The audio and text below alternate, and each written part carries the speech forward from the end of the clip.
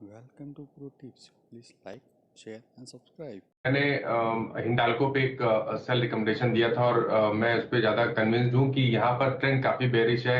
Lower top floor bottom का trend है, 100 moving average के नीचे स्टॉक फिसला है और आप उम्मीद कर सकते हैं कि यहाँ पर स्टॉक अपने 200 मूविंग एवरेज को जल्द टेस्ट करेगा। तो हिंडाल्को में एक सेल कॉल है, 521 के स्टॉप लॉस से बिकवाली करनी है 490 रुपए के स्टॉप लॉस के साथ, लेकिन कोई बाउंस बैक आज मिलेगा तभी वहां पर बिकवाली करें। सचिन, एक और चीज आपको याद होगा, हमने कार्यक्रम में 2-3 पॉइंट्स डिस्कशन और किए थे। देखिए, एक तो मेटल्स की वीकनेस थी, मतलब वीकनेस प्ले करनी है तो कहां कहां पर। अगर एक सब्सटेंशियल गैप डाउन के बाद आप शॉर्ट्स पे कंफर्टेबल नहीं है इंडेक्स में, 2 स्टॉक्स लेके आइए। बजाज फिनसर्व की आपको याद होगा हमने पुट भी ट्रेड की थी और एक बजाज फाइनेंस। हालांकि Finserv technically out of these two ज्यादा वीक है। H2 का हाल आपको मालूम ही है। सचिन, H2 और B2 में से नेक्स्ट मंथली कॉन्ट्रैक्ट की कोई पुट प्लस अगर आप इन लेवल्स पर भी शॉर्ट करने में इन दोनों में से किसी स्टॉक को या फिर चारों में से अगर कंफर्टेबल हो तो वो कौन सा होगा?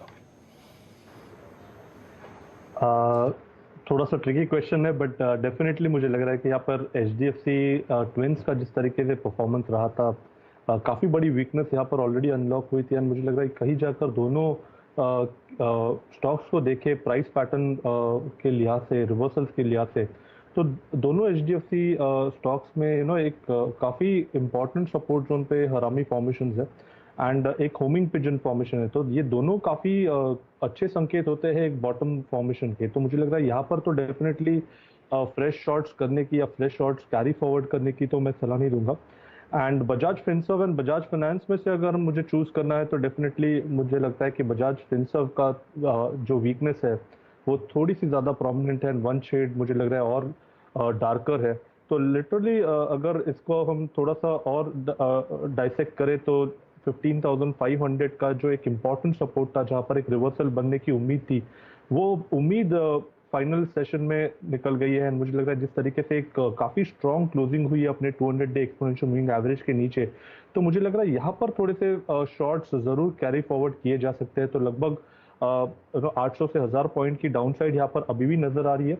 एंड जिस तरीके से डेटा शेप अप हो रहा है, मुझे लग रहा है 16,000 का एक इम्पॉर्टेंट पाइवोटल रेजिस्टेंस है। तो जब तक इसके ऊपर एक डिसाइसिव क्लोजिंग नहीं बनती, आई थिंक तब तक एक रिवर्सल की उम्मीद नहीं करनी चाहिए। इनफैक्ट थर्सडे के सेशन में भी हमने एक अटेम्प्ट यहाँ पर फेल होते हुए देखा था। तो लगभग मुझे लग रहा है 16,000 का एक काफ़ी स्टिफ रेजिस्टेंस हो सकता है अगले कुछ हफ्तों के लिए। एंड सपोर्ट्स की अगर हम बात करें तो मुझे लग रहा है 14,500 14,600 के पहले कोई मेजर सपोर्ट बजाज फिनसर्व में तो नजर नहीं आता। तो मुझे लग रहा है ऑफ द 4 बजाज फिनसर्व के वीकनेस को मैं प्ले आउट करना चाहूंगा ऑन द शॉर्ट साइड।